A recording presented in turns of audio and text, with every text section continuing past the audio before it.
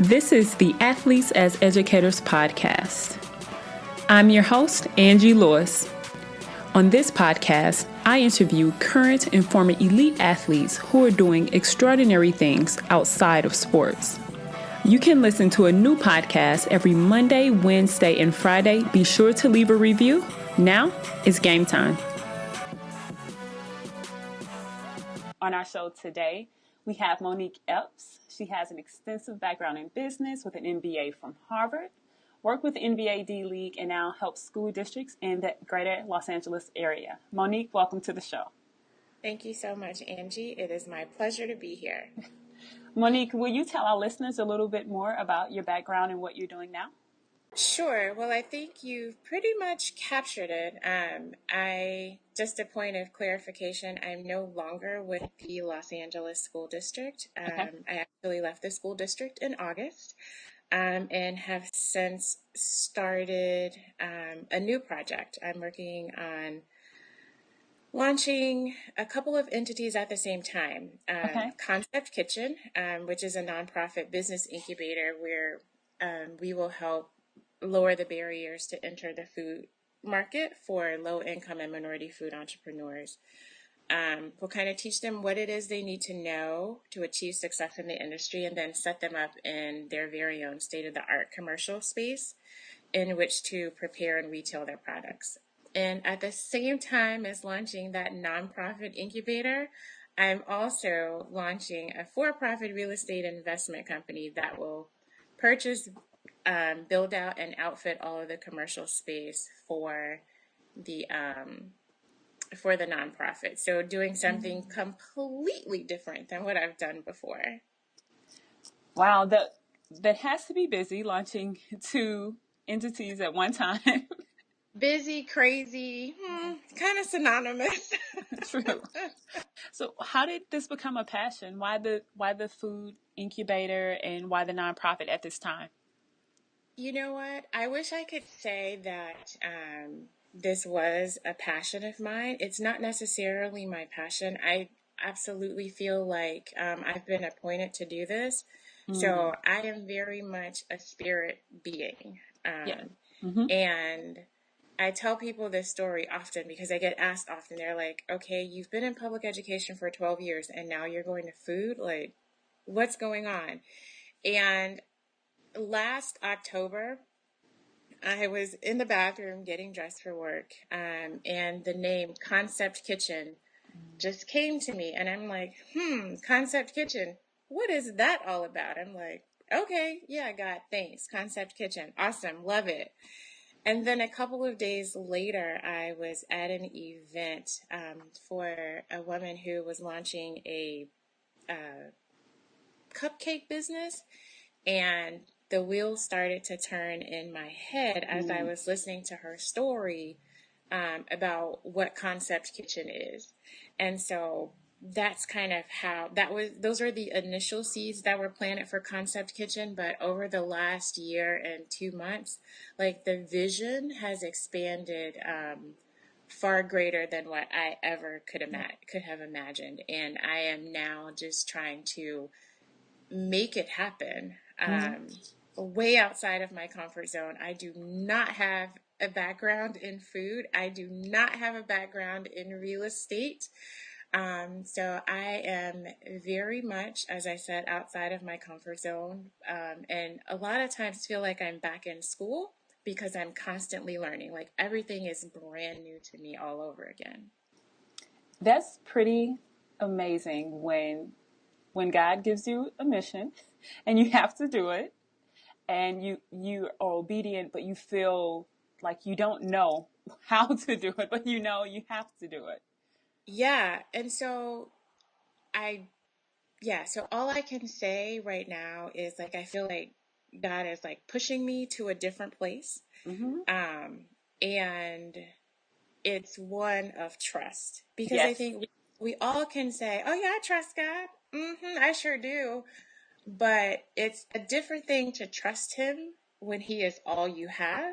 Exactly. And not, I don't have the support of my family because I absolutely do. My mom is amazing. My sister is amazing. I have an amazing brother, nieces, nephews, friends, but I absolutely feel like it's me and God. Like and he's directing my every move. And I promised him when I started this journey that I would not move without listening for his voice, and not to get like too churchy and It's too okay. spiritual. It's okay. But like I there was a point last year when I was going to change the name, because I'm like, oh, Concept Kitchen, people are not really going to know what that is. Like maybe it should be Artisan Kitchen. And I heard God say, okay, so if you change it to Artisan Kitchen, then it's not mine. You're on your own if you do that, because that's not the name that I gave you. I gave you the name and I gave you the vision. So this is what I want you to do. And I need you to know that you are enough to do this. Like I'm going to send you into places where you won't feel comfortable, where you don't feel like you belong. And you probably won't at first, but I need you to know that you do belong. Yeah. And I need you to listen for my voice. I'm not going to be loud and boisterous. I'm going to whisper in your ear, and I need you to be attuned to my voice. And I can honestly say, like, some of that has really proven true. Like I've had to listen for his voice in everything. And I think the one thing I appreciate most about this experience, there are a lot of things that I don't appreciate about it because it's outside of my comfort zone and I kind of don't have any control. Right. And that's like a whole new place for me. But the one thing I appreciate about, and I'm learning, like it's not like I've mastered this, I'm learning this over and over and over, is that he hasn't told me everything that's going to happen, but he has given me just enough. Yeah. And he says, okay, you do this. And then once you get to that place, I'll tell you what's next. And I'm like, okay. And I'm like, I appreciate that. And I don't. I'm like, you know me, I'm your child. You tell me everything, then I'm probably going to get overwhelmed and not want to do it. So Exactly. thank you for that. But do know that I would like to know. So, yeah. So that's the story of Concept Kitchen. That's a phenomenal story. Before the show, we talked about. You said like I don't know if I should be on the show. Like I'm not an athlete. I was a cheerleader. Cheerleaders are athletes. We'll set that straight. I agree that cheerleaders are athletes. But you worked in the D League, right? So we're talking about guys who are looking to make it to the NBA. So you're a cheerleader. You went to business school. You're in the D. How did that come about? Yeah, so that's another one of those crazy, like, put your faith and trust in God things. So I graduated, as you mentioned, like, I went to Harvard Business School. I graduated from Harvard in June of 2000.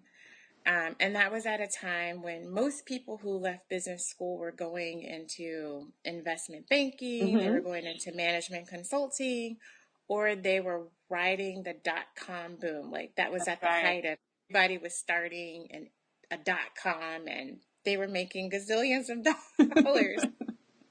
And I kind of when I decided to go to business school the second time around, I said, I'm going to business school because I want to heal the world. And so I knew I wanted to do something entrepreneurial, something that would heal the world.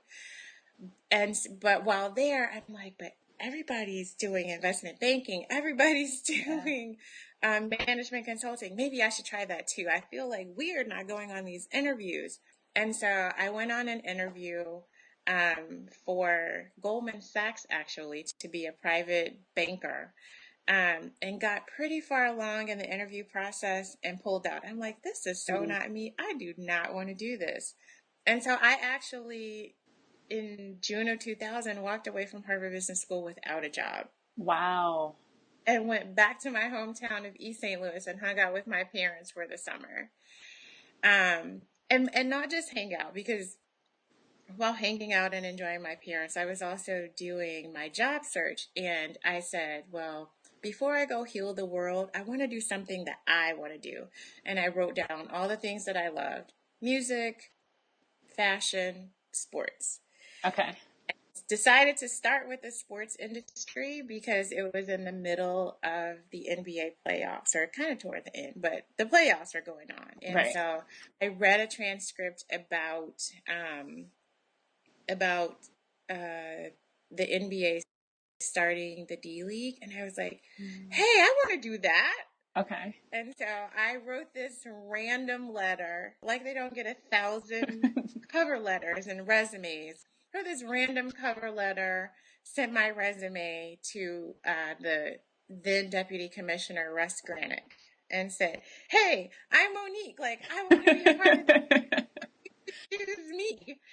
And lo and behold, so that was in like June. Probably at the beginning of July, I got this random phone call. And that wasn't random, but I got this random phone call. This guy, Chris Granger, who was he was a director in HR, saying, hey, we received your resume and cover letter. You know, the D League is not going to start until January, but, you know, we'll keep you posted. We, you know, when interviews happen, have a couple of positions for which we think you might be good. And I said, okay. And at that point, I stopped my job search. Wow. Crazy. And I said, and everybody was like, so are you working? Like, what's going on? Yeah. What are you going to do? Oh, I'm going to go work for the NBA. I was like, they're starting this new thing called the D League, and I'm going to go work there. And everybody's like, have you interviewed that? I'm like, no. They're like, we've never even heard of this thing. I was like, oh, you will? And yeah. And so stopped my interview and just continued to hang out that summer. And then in September, my mom calls me on my cell phone. She was like, hey, you just got a phone call from someone from the NBA. I was like, oh my God, really? So I called back, and it was a guy, Peter Small, and he was like, hey, I have your resume and cover letter here. He was like, I see we have a position, you know, that we think might be good for you. No, we're not hiring until August, but if you're ever in New York, stop by. I was like, happened that. I'll be in New York this weekend for Of course. a wedding. And so he's like, well, you should stop by. So I stopped by that Friday, and then 2 years they called and said, we'd like to make you an offer. Wow. I was like, look at God. Right. And that's my story of, you know, yet another time when completely, like, what seemed like it just shouldn't have been. Like, I'm like, and yeah, that's how I started with the D League. It was one of the most eye-opening and beneficial learning experiences, both personally I've ever had. I find each professional experience I have a learning experience, both professionally and personally. But I think that was the one that started that process for me. Now, mind you, I had worked for 5 years before that and had been in business school for 2 years. But I think that really jump started it for me in terms of like really being a reflective person. So will you talk a little bit about what your role was? Essentially, what I had to do was to help get all of the teams up and running from the business side. So when I first got there, we'd only had deals with either 2 or 3 cities. I think it was Fayetteville. It was 2. It was Fayetteville, North Carolina, and North Charleston, South Carolina. And we had promised, excuse me, to had to quickly get the other teams in place so that we would have a league to launch that following November. And so I supported my boss in helping to identify cities, do the financials to make sure that if we entered into contract profitable for both us and for SFX, who was our partner in the D League. And then once we secured all of our cities, it was then kind of making sure that the teams themselves were structured properly and ready to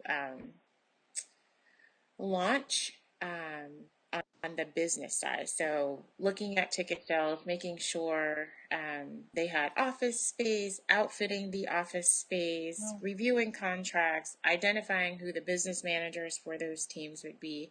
So anything that fell on the business side, because there was a clear delineation between business, marketing, and basketball. Okay. Even though marketing fell under the business side. We didn't have our business managers or the persons who had a dotted line reporting responsibility to me. They didn't manage or oversee the marketing people. Okay. Those persons were reported to the team presidents and then also up to the NBA's team marketing and business operations department. And then basketball was completely separate. Although we worked together, they reported up through the executive director for basketball operations for the NBDL, for the D League. So It's really interesting that you talk about this side of sports, the business side, because often parents and students don't know about this side. I've worked in school just like yourself, and when you talk to kids, they say, I want to play in the NBA. Or I've even had kids say they want to play in the D League and then go to the NBA after that, or they want to play overseas. right. And the chances are very slim, very, very slim. But for those people, students who have a passion for sport, I love how you wrote down everything that you love. Like when you came home from business school, you wrote down the things that you loved most, and you chose to go after sports first. Mm-hmm. Why sports first? And then what advice do you have for kids who love sports and want to stay around the game about ways that they can still be around sport and not necessarily think that they can only be a player? Right. So sports first, just like I mentioned before, like the real reason why sports was first was because, again, the NBA playoffs are on at the time, and I was Oh, like so deep into the playoffs. But quite honestly, like sports is probably my second love okay. after well, third after church and family, or Right. God and family, it's sports. It's Okay. sports. So I'm that girl who listens to sports talk radio in the car all day every day. Like Okay. I follow sports bloggers. Like my friends laugh at me because I'm a Golden State Warriors fan, and Yep. I will, if I'm not at home, and or if I'm in Illinois and they're playing, like I will log on to League Pass from my computer, That's awesome. watch the game from my computer. So I love sports. I could talk sports all day, every day, more so than anything. And so it's something that I love, and I think it has a great deal to do with growing up with a brother and a sister. Like my brother in high school was a three-sport athlete. He played football, he wrestled, and he played baseball. My sister was a cheerleader. I wanted to play basketball. Okay. I really did. I really, really did. But I just wasn't gifted in that way. Okay. Um, and so yeah, so that's why sports. And I mean, I'll be honest with you, in high school, well, I knew that there were things, or there were professions surrounding sports. I really thought that they didn't think that that applied to me, and thought it Mm-hmm. was reserved for people who like had a sports background, or you had to know all the statistics about sports. Now I can quote statistics with the best of them. And I can talk X's and O's with the best of them too, but I'm just like, well, they probably won't want me because I didn't really Mm. play.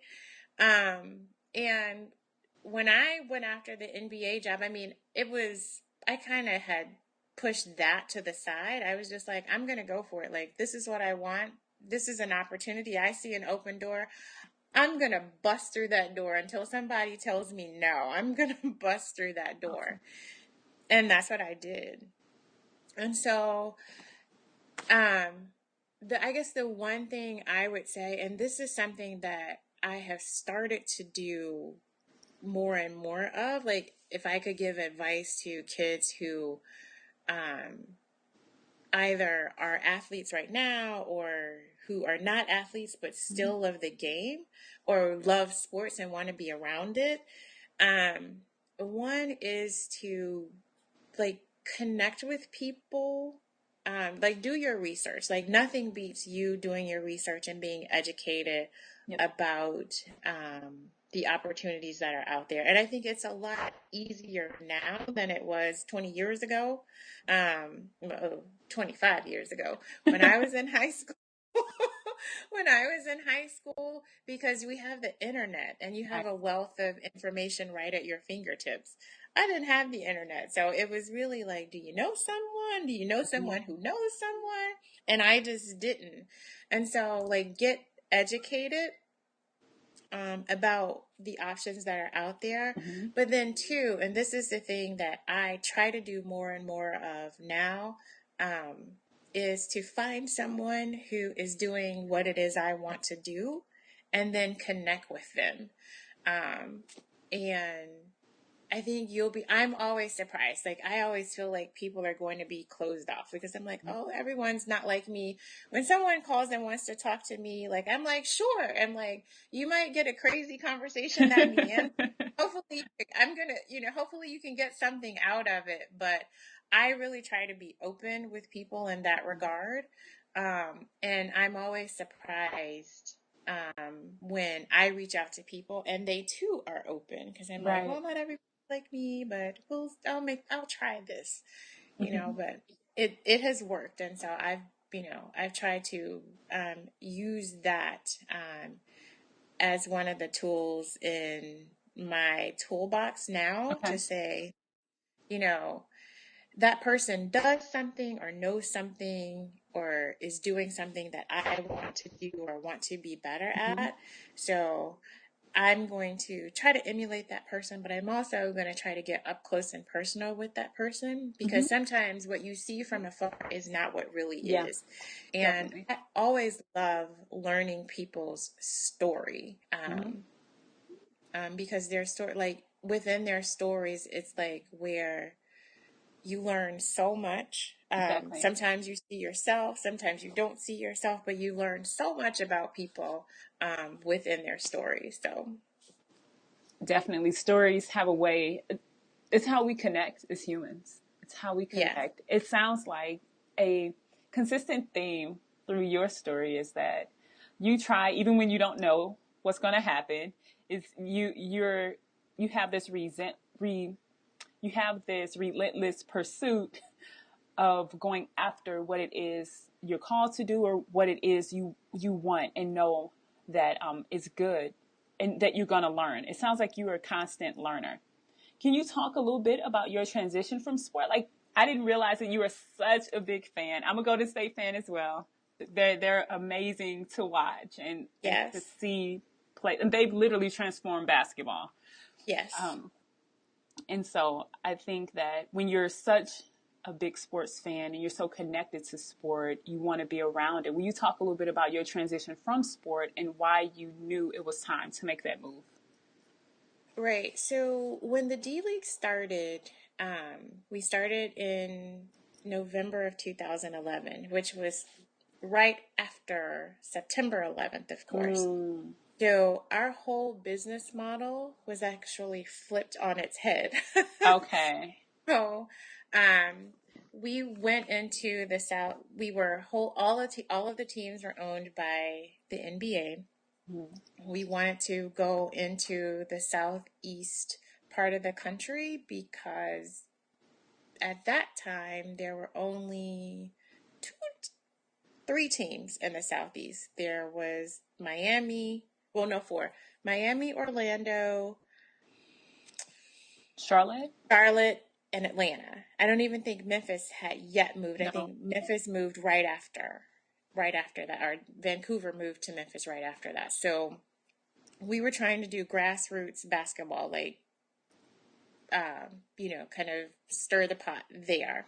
And so we went in there. We had hoped to go in there and like really build a fan base for basketball there. But our business model was turned upside down because we were banking on people using their excess dollars to both go to basketball Yeah. games and go to concerts because again we had a partnership with SFX to go into those markets and fill their mid-sized arenas. But what we found, so and what we found was that one, people weren't trying to spend those dollars at that time because they were like, I don't know what the heck is going to happen. I'm going to keep my dollar. So they were Right. hoarding. But then the other thing, and this is typical NBA, is like there was a little bit of hubris because we thought we could go into the Southeast and compete with the SEC and the Right. ACC. Yeah. I mean, that was hubris at its highest level, and especially in South Carolina where people hadn't forgotten that you all said you were going to boycott us because we have the Confederate flag in our flag. Like, what's that all about? Can't tell you how many conversations I had about that.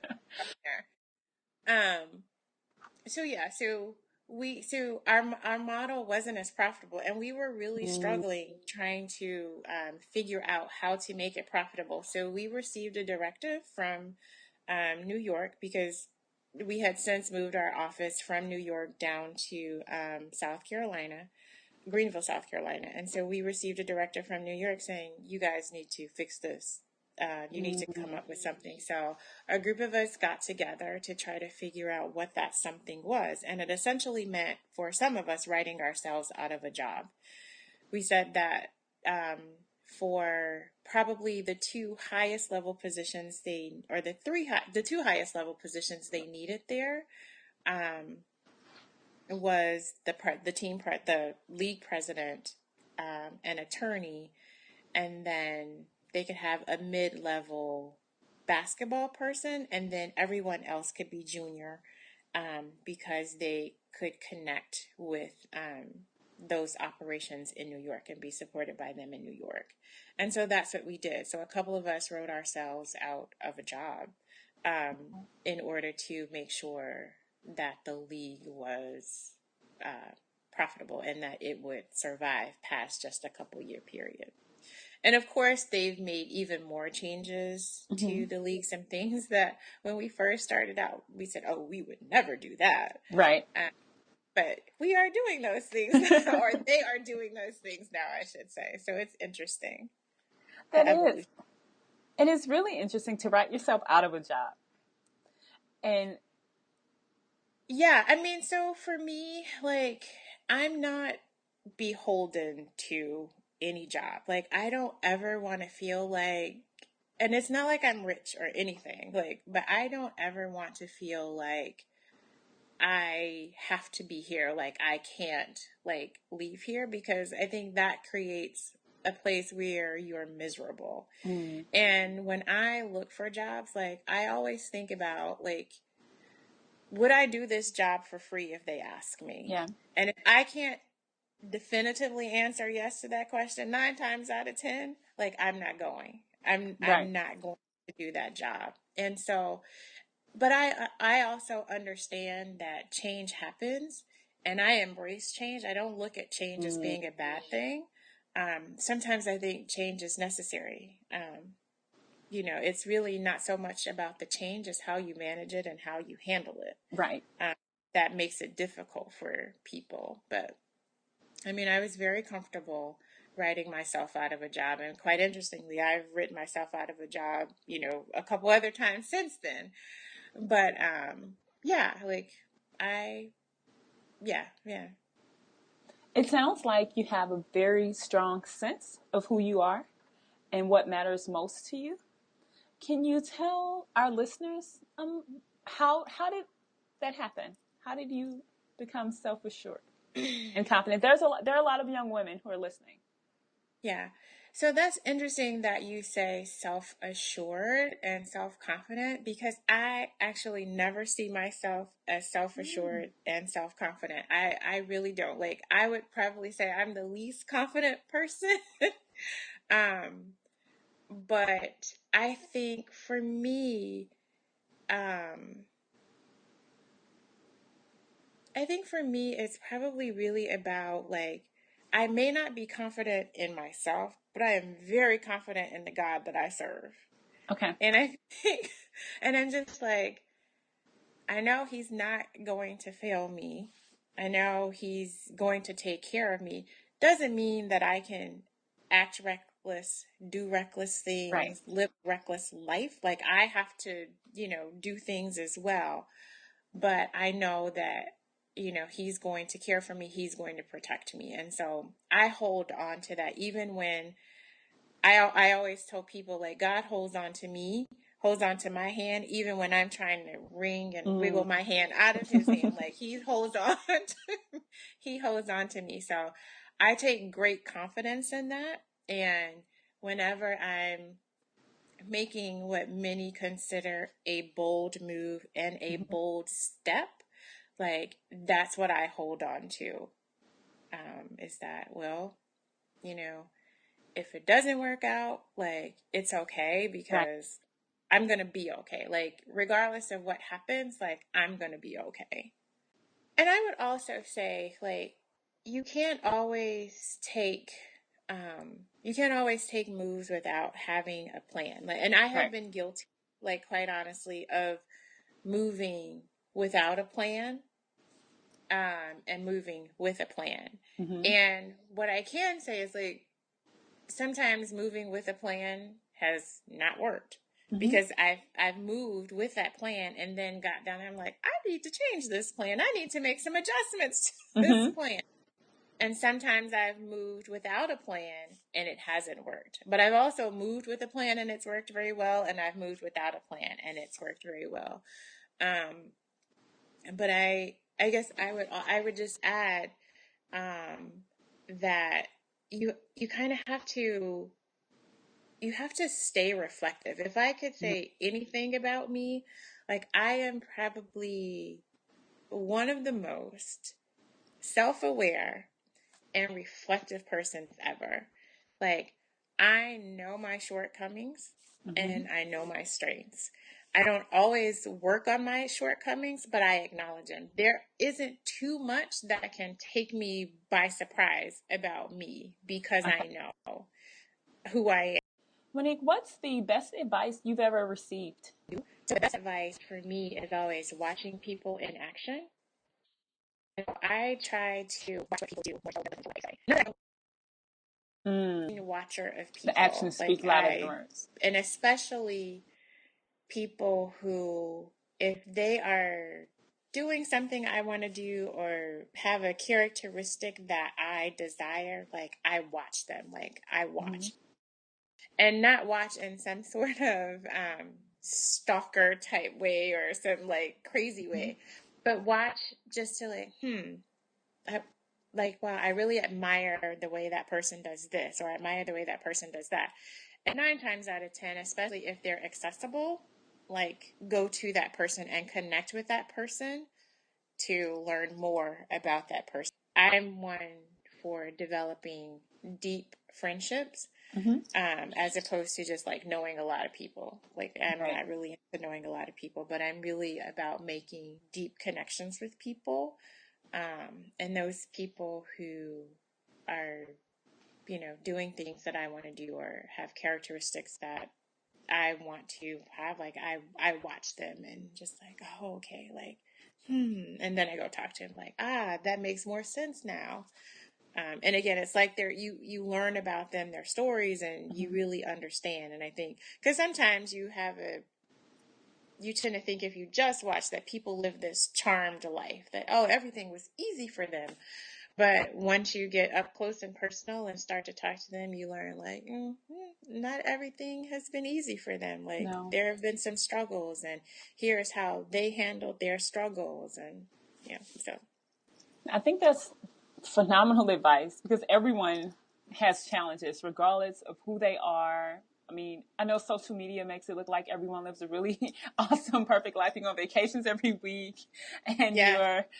you're always happy. I mean, who puts pictures Your up when they're eyebrows not? are always on point. Your Exactly. makeup and your contour is always well. Your hair looks good. You got the best clothes. I'm like, Dak, I want that one. Exactly. It's such an illusion. It's not real. So, building authentic relationships is phenomenal advice, especially for youth and teaching them how to, and letting them know that like it's okay. You don't have to be the most popular person. It's okay to really be authentic to who you are, to set boundaries, and then to watch people. And Mm-hmm. what you mentioned earlier about being self-reflective and really knowing your shortcomings and your strengths, that's Mm-hmm. invaluable advice. So thank you for mentioning that. Yeah. And I would just say the one other thing, and this is something that kind of came to me within the last year or two, like through my work in public education. I think I've Mm-hmm. always kind of lived my life this way, but then someone actually crystallized it and they're making like tons of money off of it. Mm. But there is this gentleman, Simon Sinek, who Mm-hmm. has this whole theory around knowing your why. Like you start with your why, then move on to your how, then to your what. And like I've pretty much always known my why. And I that is the other thing that makes like some of the decisions that I make and some of the friendships that I make, the choices that I make have made them a lot easier because I know my why. And I haven't too much veered off of my why. Like some people will say, oh, your why could potentially change.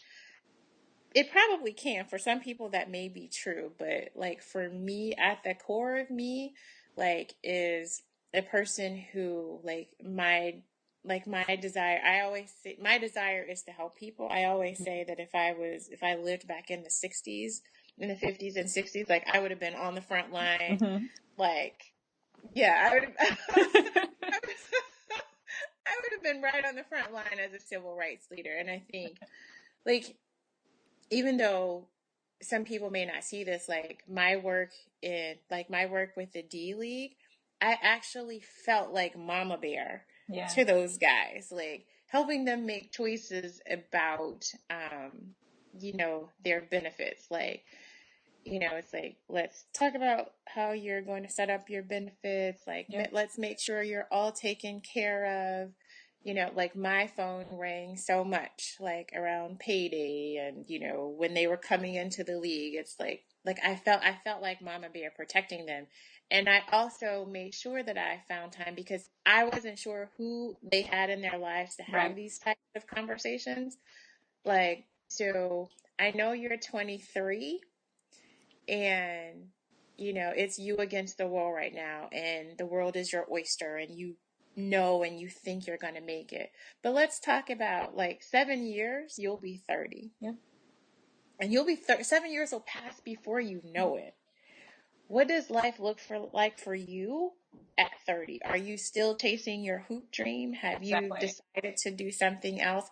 And I can promise you, one of my closest friends ever, like one of the closest friendships that I made while at the D League, was with a guy named Donald Watts, who, out of Seattle. He's up in Seattle now, doing phenomenal things in Seattle in the Mm-hmm. basketball community. I remember I had this conversation with Donald and it almost ruined our friendship. It did end our friendship for a couple of months because he did not want to hear that. Because I'm like, okay, like I get that you want to, Right. that you Yeah. play basketball. I get that the Sonics just invited you to their camp, but they always invite you to the camp Yeah. and you haven't stuck. Like, let's be honest, like, let's talk about plan B. Like, yes, I believe in you Yeah. wholeheartedly, but I believe in you basketball. One of the things that I told him then, and we joke about this now, is that I'm not your fan. I am your friend. And as a friend, like, I feel obligated to have this conversation Mm. with you. And those are some of the conversations that I would have with guys in the D League about like what's next after this. Like you need to prepare now for what's going to come in the future. And you can't get to 30 and say, all right, now I'm 30, now what? Or get to 35. I said some of the preparation has to happen now as opposed to when you get there. Monique, that takes us down another path, which is really interesting. This is a really interesting conversation because often athletes, myself included, it was really hard to see myself as something other than a basketball player. I remember when I came back from playing in Germany and people would ask, "Do you play ball?" And I was like, "Yeah." Like, I wasn't on a team. Like, I didn't play ball anymore. But you can't say no. And then it's like, well, are you asking, can I still play? Because I still have a game. Like, what? Like, so what are Right. you really asking me, right?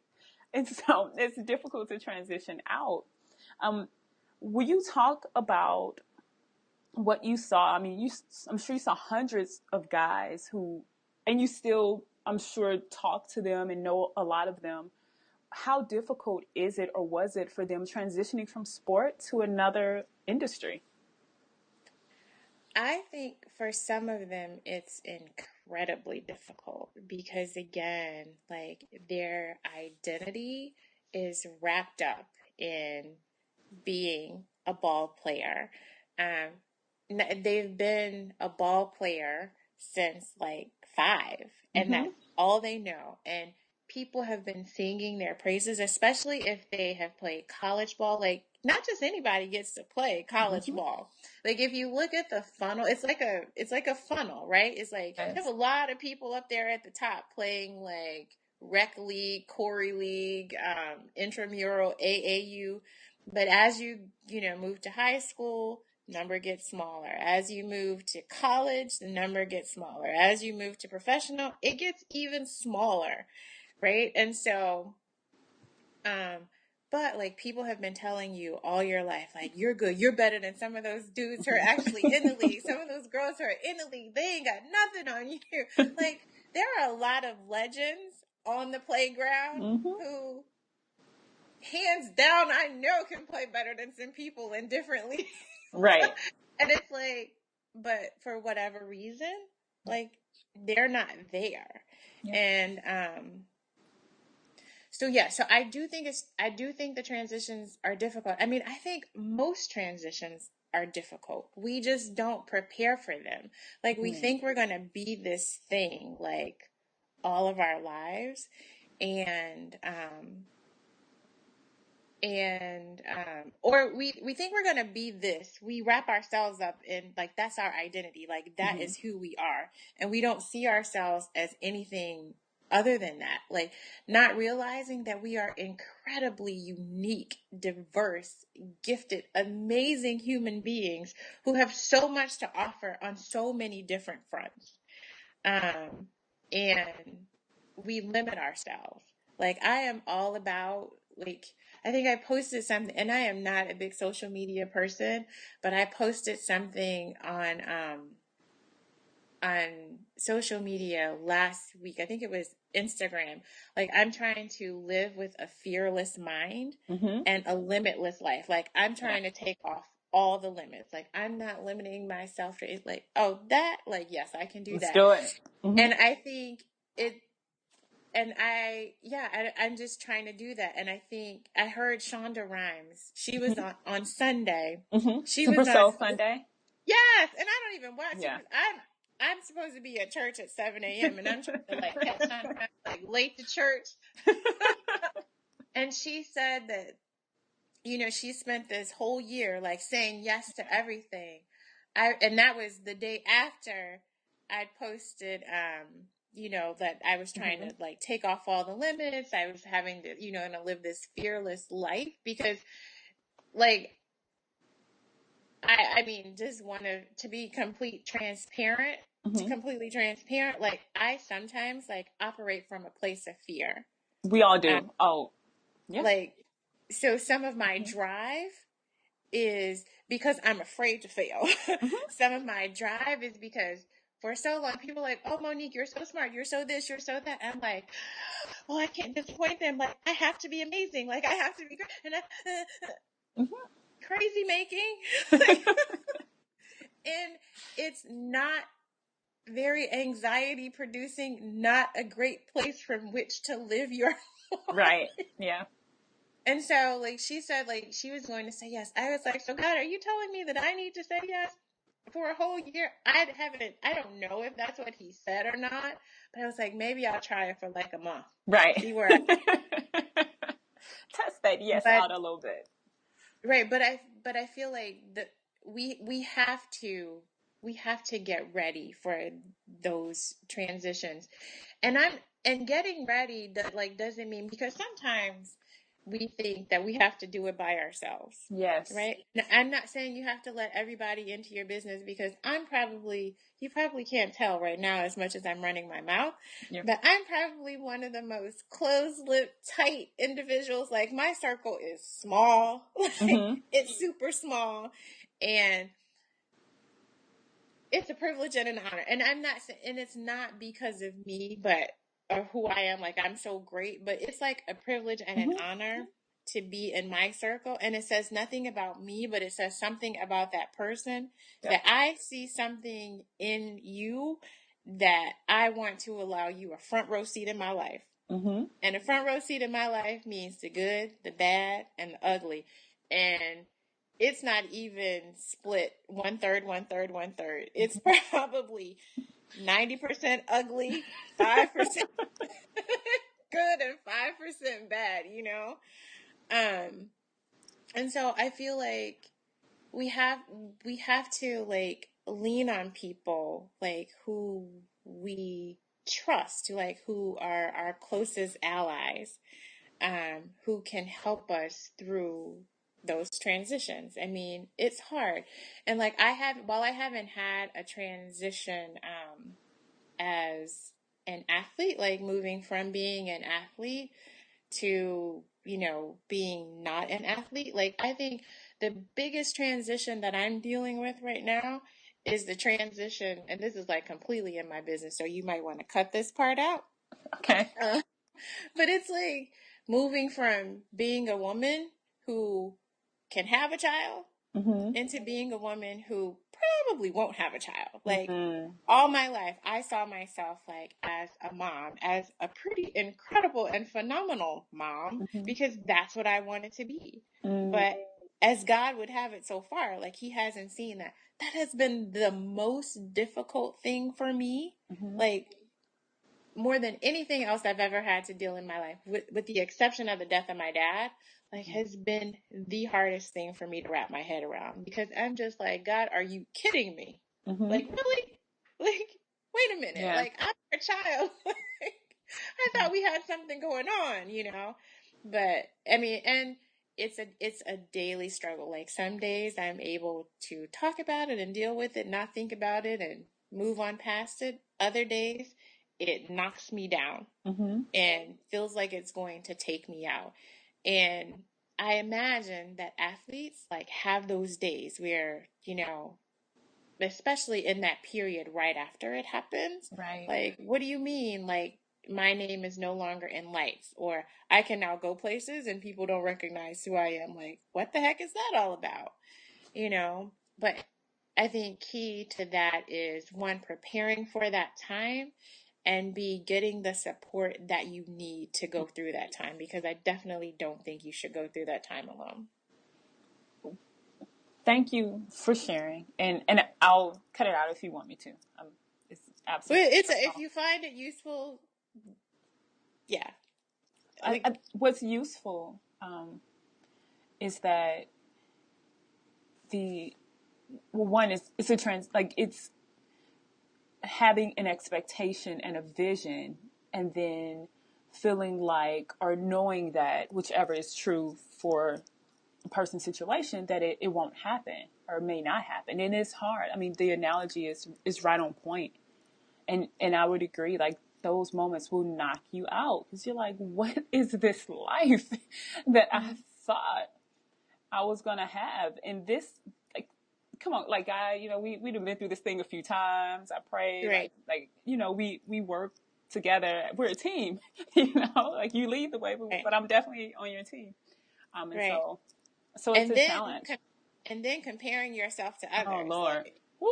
it's like, well, wait a minute, so and so got married, so and so's having a baby, Mm-hmm. really?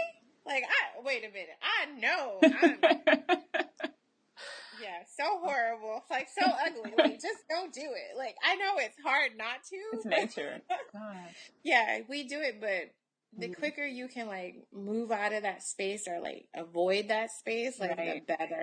the better you'll be. And it's hard. It's hard. Like I'm not diminishing it at all. Like I'm For in the sure. middle of it. Yeah. But yeah. And And that's, sometimes I just have to like, okay, you need to get up and go run around the block. Mhm. Do anything. Oh, I understand, Monique. So, I definitely understand. Um, this interview's been amazing, and we've gone down paths I don't think either of us expected. And so I sincerely appreciate your time and your willingness to share. So if someone is interested in learning more about Concept Kitchen, yeah. if someone is interested in learning more about investing, if someone is interested in learning more about your time in business school or with the D League or just about you in general, how can people reach Yeah. you? I mean, I think the best way to reach me is via email at my name, Monique Epps, at AOL.com. And I know I'm dating myself because I still have an AOL email. Yeah. But yeah, that's the best place to reach me. The Concept Kitchen website will be up shortly. We're working on, I should say, I say we like it's more than just me. I'm working. You I'm are your web designer, your business development person. You're the we for sure. Yeah, I am all of those. So I'm working on a video, an animated video that will kind of explain what Concept Kitchen is, as well as developing the content for the website. So hope to have it up and live within the first quarter of next year. Okay, perfect. Monique, will you spell out your email address just to make sure we don't Absolutely. have any confusion amongst our listeners? Absolutely. So my email address is M as in Mary, O as in octopus, N as in Nancy, I as in igloo, Q as in question, U as in umbrella, E as in Edgar, E as in Edgar, P as in paper, P as in paper, S as in Sam at AOL.com. So again, just Monique Epps at AOL.com. Again, thank you, Monique, for agreeing to be on the show today. Appreciate your wisdom, and we know our listeners got a lot of value out of your story. Thank you, Yeah. Angie. I really appreciate being here. Thank you for listening to the Athletes as Educators podcast. Be sure to subscribe, leave a review, and listen in every Monday, Wednesday, and Friday to hear how current and former elite athletes are changing the game.